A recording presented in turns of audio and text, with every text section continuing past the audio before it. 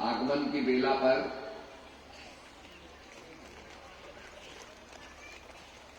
सभी लोगों को नववर्ष मंगलमय हो। और जैसे कि आदमी का विकास होता है, मैच्योरिटी आती है और हम ज्ञानार्जन करते हैं, इसी प्रकार से भक्ति के मार्ग पर हम प्रशस्त हों।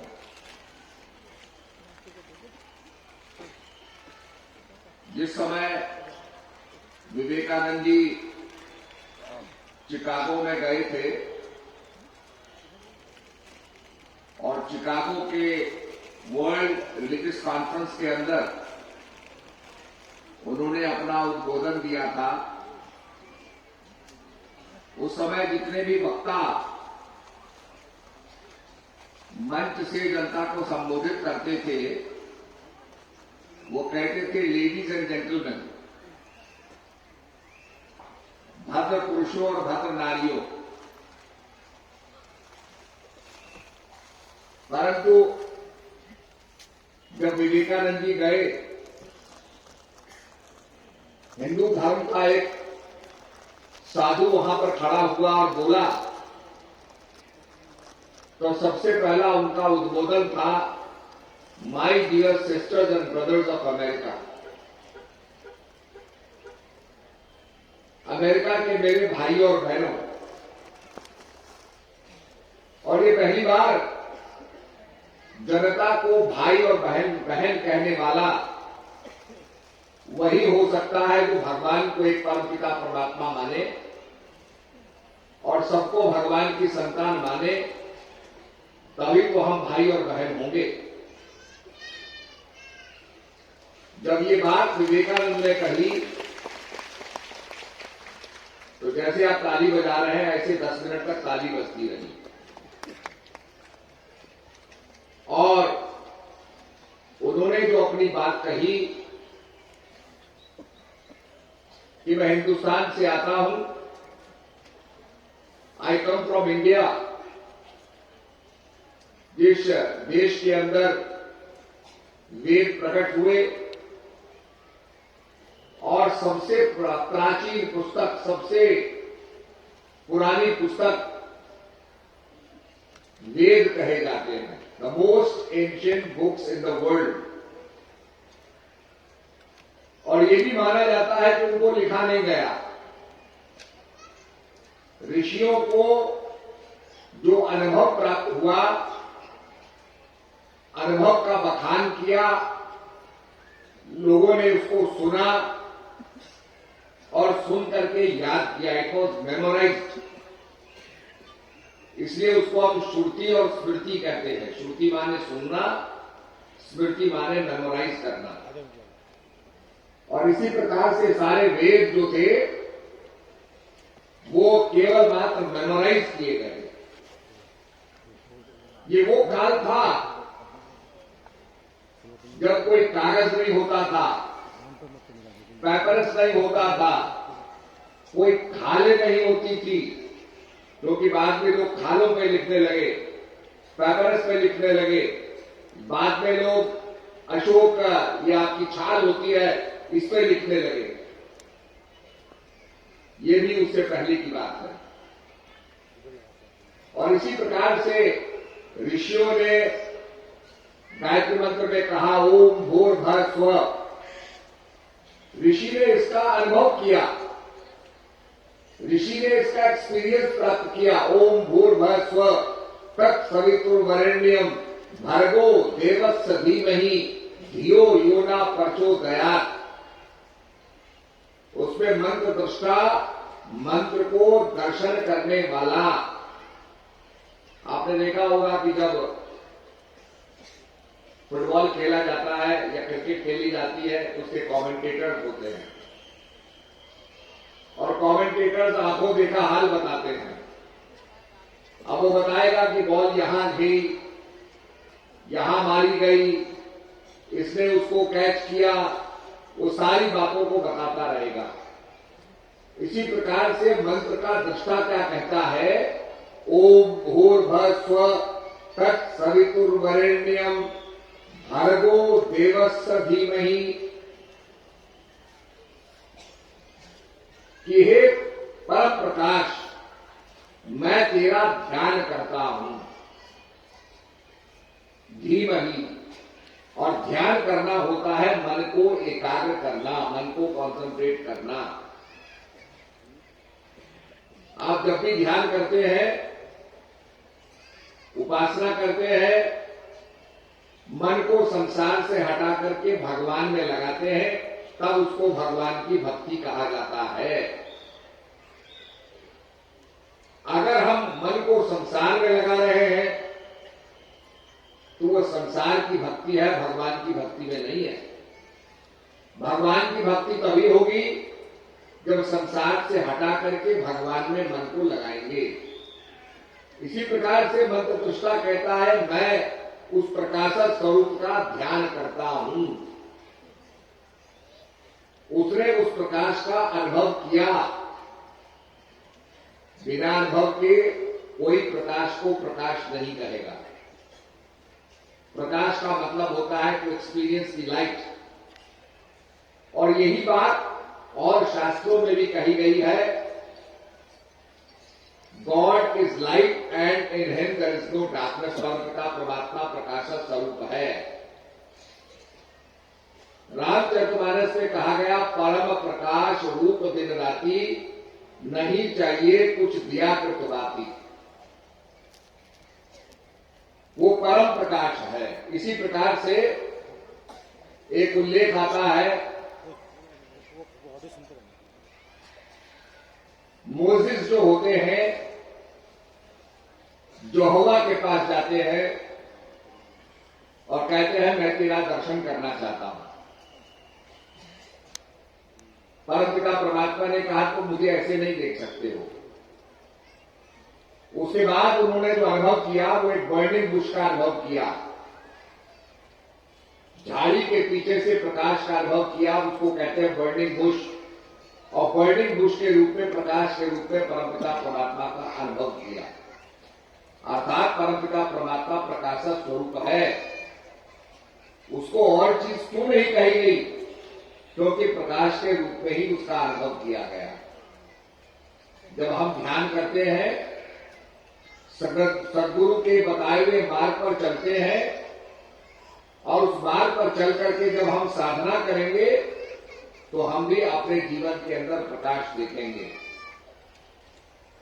कभी कहा, आंखों की कर खोटवी पुतली पलंग बिछाए, आंखों के चिट डाल के पिया को देख ले जाए।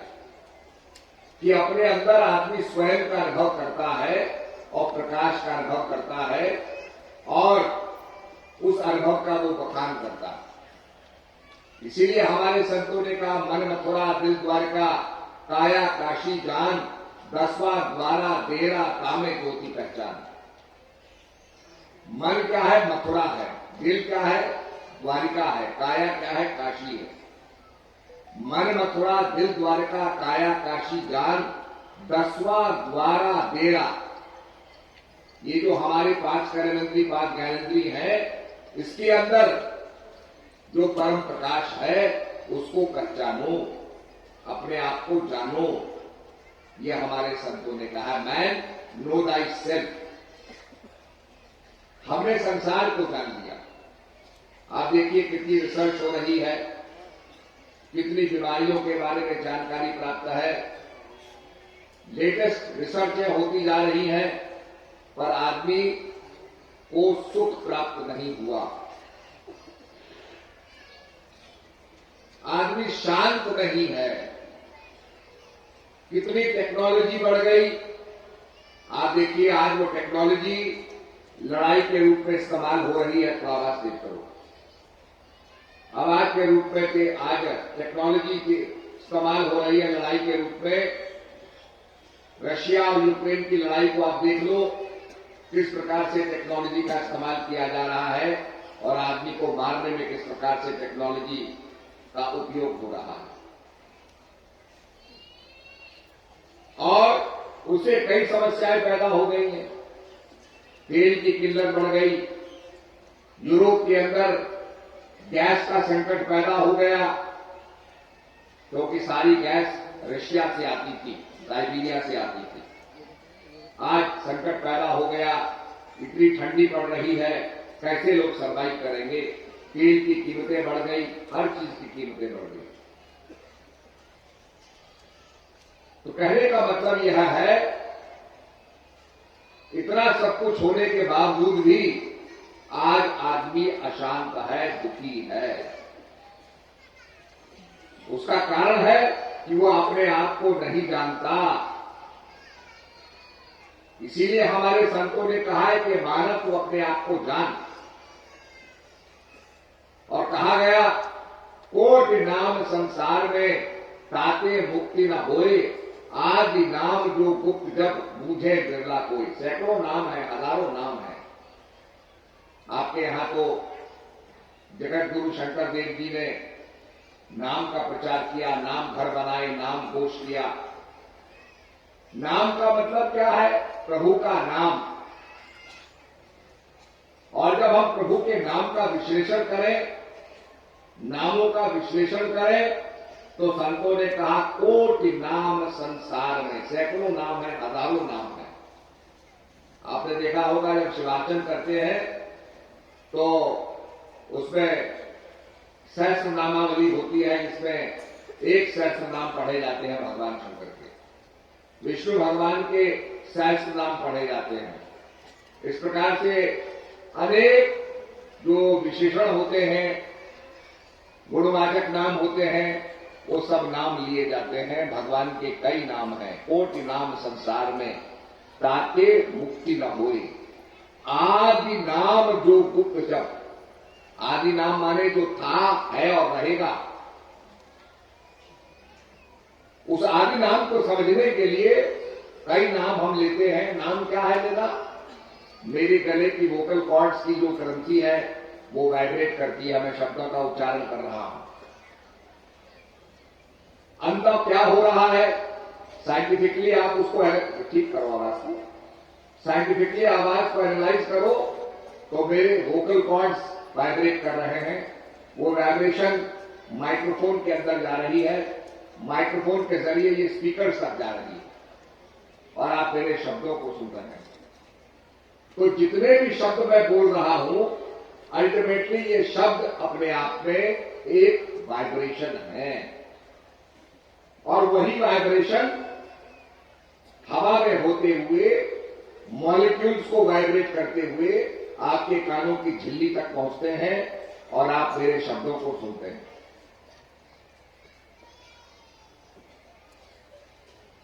तो जितने भी वर्ड्स हैं ये वाइब्रेशन है, स्पंदन है। विज्ञान कहता है कि वाइब्रेशन के पीछे एक प्राइमोर्डियल वाइब्रेशन है जो सबका आधार है। जैसे ये तंबू खड़ा है, कितने इसमें खंभे लगे हुए हैं, उसके ऊपर एक स्ट्रक्चर खड़ा किया हुआ है जिसको बांधा गया है। आखिर स्ट्रक्चर का आधार क्या है? इसका कुछ ना कुछ तो आधार होगा। बड़े बड़े मकान बनते हैं, आप दुबई में जाइए, बुर्ज खलीफा बना है, सबसे highest building in the world. आखिर उसका भी आधार है, इट हैज अ फाउंडेशन। तो जमीन उसका आधार है। इस तंबू का भी, इस पंडाल का भी आधार धरती है। तो ये जो वाइब्रेशन है, इस वाइब्रेशन का आधार भी एक प्राइमोर्डियल वाइब्रेशन है, जिससे सारा संसार, जो संसार के अंदर वाइब्रेट कर रही है। लाइट क्या है? साइंस डिफाइन करती है कि it is wave also and it is also vibration of photons। इस प्रकार से पानी को आप गर्म करो, वाष्प बन जाता है, स्टीम बन जाता है, हवा बन जाता है। उसी पानी को आप ठंडा कर दो, तरल पदार्थ बन जाता है, लिक्विड बन जाता है। उसी पानी को जमा दो तो बर्फ बन जाता है, सॉलिड बन जाता है। वही सॉलिड है गर्म करोगे लिक्विड बन जाएगा, और गर्म करोगे स्टीम बन जाएगा।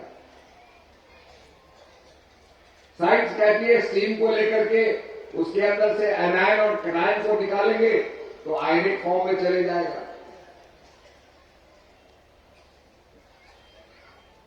पर जो प्राइमर्डियल वाइब्रेशन है वो सबके अंदर विद्यमान है, और इसीलिए कहा उसको राम कहा गया, क्योंकि सबके हृदय के अंदर रमण करता। राम रमयन्ते योगिनः, जो सबके हृदय के अंदर रमण करता है। बताया गया कि पहला राम क्या है, प्रथमोशाली राम है, जिसको मैंने समझाया। उसको शालिग्राम पत्थर कहते हैं, जिसमें एक एमोनाइट होता है, क्योंकि जब जीवन प्रारंभ हुआ तो वो फॉसिलाइज हो गया, और उसको शालिग्राम कहते हैं। उसकी पूजा करते हैं कि भाई ये कॉन्शियसनेस का, चेतना का भगवान विष्णु का चरण है, अर्थात चेतना का चरण है, उसका स्पेसिमेन बन गया। प्रथमोशाली राम है, दूजो पारस राम, और दूसरे हुए परशुराम जी महाराज। आपके यहां तो आसाम में परशुराम कुंड भी है। तीजे राजा राम है, और तीसरे दशरथ नंदन राजा राम है, और चौथे आत्म राम। आत्म राम क्या है, रमे निरंतर आत्मा सब घट आठों याम, वाही ते संतन धरो राम ताही को नाम। उसको राम इसलिए कहा गया कि सबके हृदय के अंदर वो रमण करता है। राम रामे की रमे रामे मनोरमे सहस्रनाम तातुल्यम राम नाम परानने। भौतिक पदार्थ के सबसे छोटे कण को आप लीजिए, जिसको आप एटम कहते हैं। उसके अंदर आप पाएंगे एक उसमें न्यूक्लियस है, न्यूक्लियस के चारों ओर इलेक्ट्रॉन परिक्रमा कर रहे हैं। न्यूक्लियस के अंदर न्यूट्रॉन है और प्रोटॉन है। आप सौर मंडल को देखेंगे तो सौर मंडल के बीच में सूर्य है, सूर्य के चारों तरफ सारे ग्रह परिक्रमा कर रहे हैं। हमारे संत कहते हैं, ऋषि कहते हैं, जो पिंड में है वही ब्रह्मांड में है।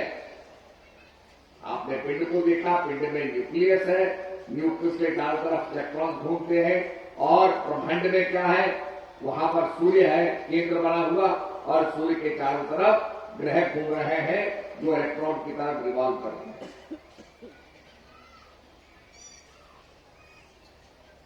इसलिए ब्रह्मांड में क्या हो रहा है हम उसे पिंड में जान सकते हैं।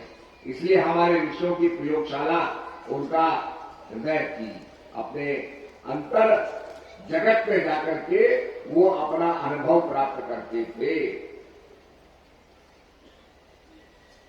एक छोटा सा प्रसंग आता है। एक राजा रास्ता खो गया था, जंगल में गया तो देखा एक लकड़हारे का मकान था। उसने अपना परिचय दिया, लकड़हारे ने कहा महाराज आप आइए, मेरी कुटिया आपकी ही कुटिया है। बड़ा अच्छा भोजन पकाया, राजा का विश्राम करने दिया। राजा बड़ा प्रसन्न हो गया।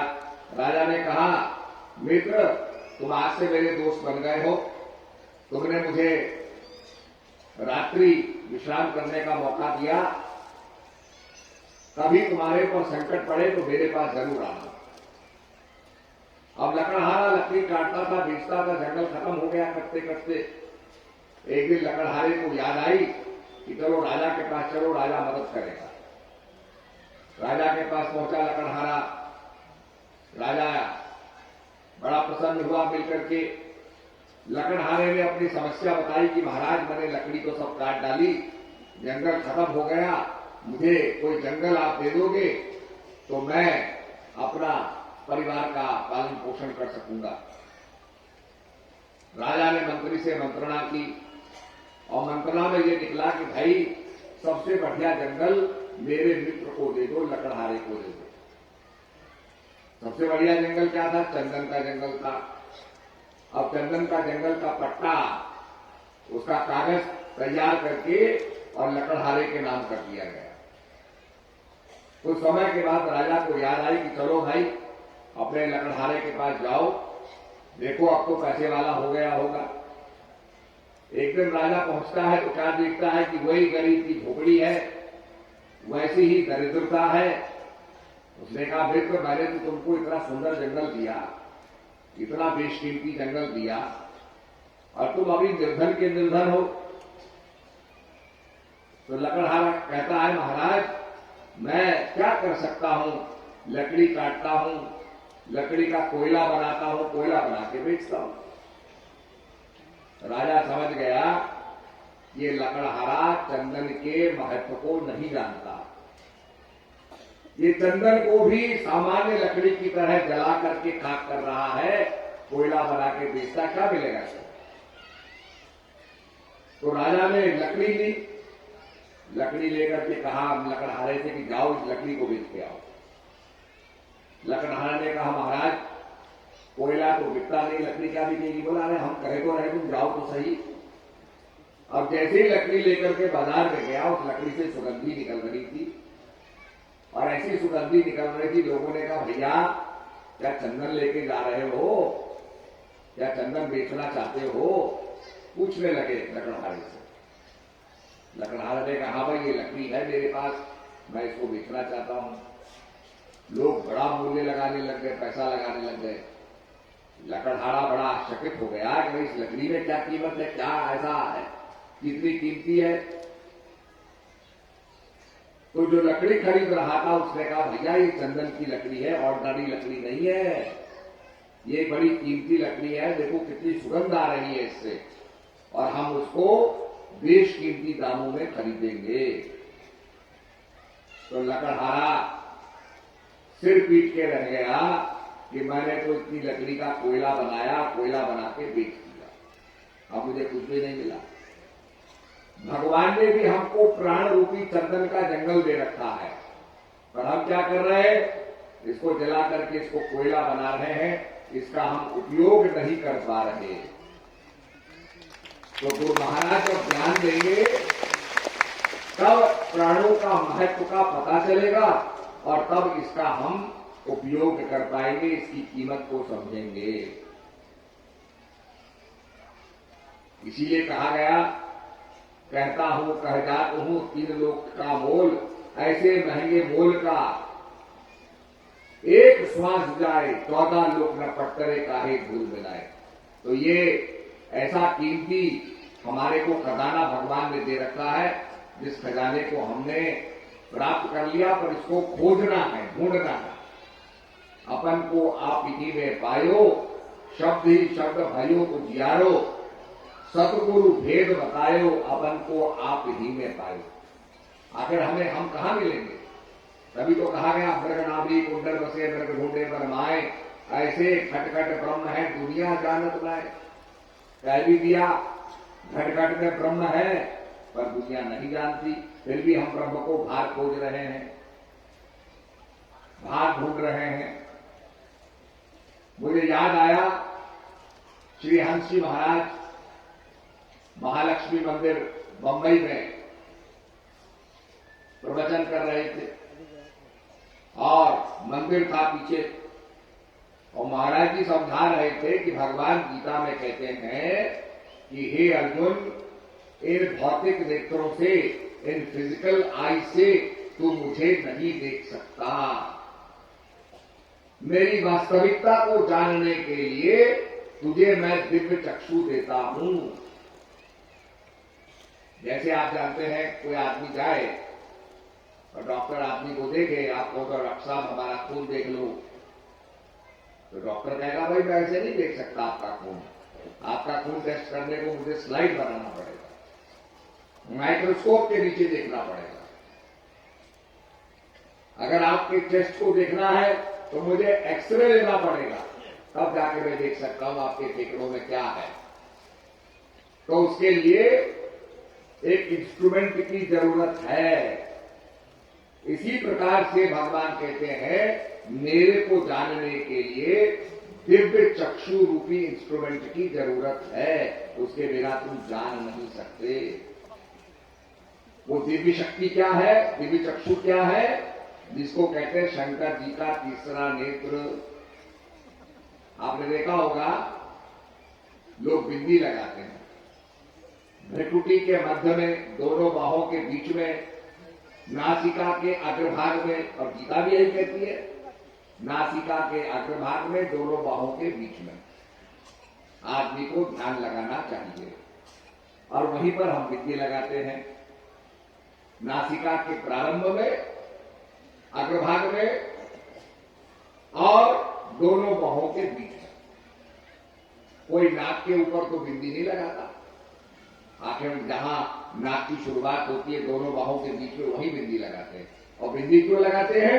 क्योंकि वो तीसरे नेत्र का स्थान है, जहां से शंकर जी ने तीसरा नेत्र खोल करके कामदेव को भस्म कर दिया।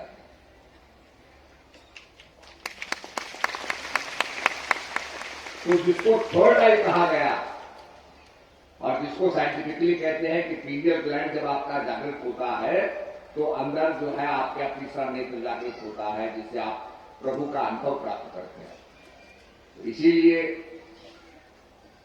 कहा सुनी की है नहीं, देखा देखी बात, दूल्हा दुल्हन मिल पड़े फीकी पड़ी बारात। तो संतों ने कहा ये गुप्त चीजें हैं जो जल्दी से समझ में नहीं आती।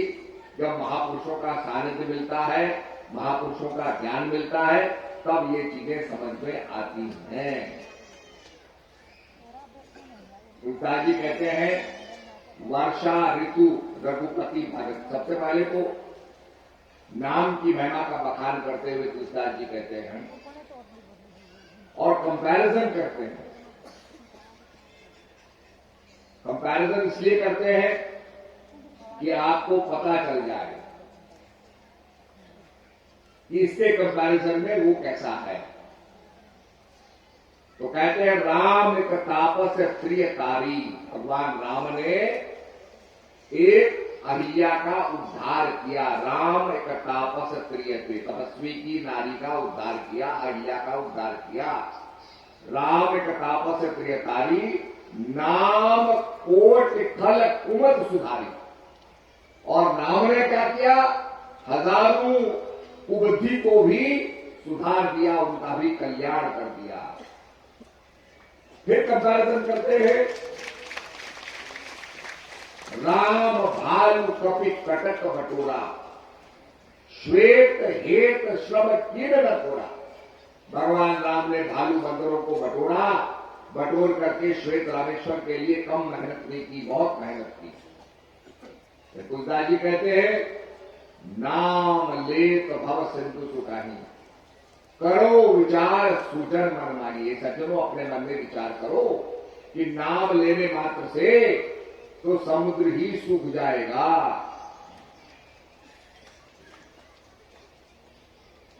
जब भगवान राम लंका पर चढ़ाई कर रहे थे तो उनको ऐसा स्थान देखना था जहां पर ब्रिज बनाया जाए, पुल बनाया जाए। और जब पुल बनाने का स्थान होता है तो ऐसी जगह का चयन किया जाता है जो बहुत गहरा ना हो। सबसे समीप हो तो उसको आज वैज्ञानिक देखते हैं, सैटेलाइट से देखते हैं, तो वहां देखते हैं कि पुराना एक वहां पर पुल बना हुआ है, पानी के अंदर पुल बना हुआ है। और उस पुल पर आप चलोगे तो समुद्र के बीच में रहने पर भी आप डूबोगे नहीं, क्योंकि पुल बहुत ऊंचा। ऐसे स्थान की खोज की गई और वहां पर पाषाण रख करके और उसको पेव किया गया। जैसे आपने देखा होगा भूटान में या पहाड़ों में जब पुल बनाया जाता है, लकड़ी का पुल बनाया जाता है, तो ऐसे स्थान को चुना जाता है जहां नदी बहुत नजदीक हो, ताकि ज्यादा लकड़ी ना लगे। ऐसे भगवान ने भी चुना। उसके बाद अंग्रेज आए, अंग्रेजों ने कहा भाई ये एडम्स ब्रिज है। तो एडम्स ब्रिज तो बहुत बाद में कहा गया, उसकी कहानी बना दी गई कि आदम ने वहां पर आकर के और वो पार उतर करके भारत में आए। ये तो बहुत बात की बात है। अगर प्राचीन काल में आप जाएंगे, हजारों साल पहले आप जाएंगे, तो आपको सनातन धर्म की ही बातें मिलेंगी।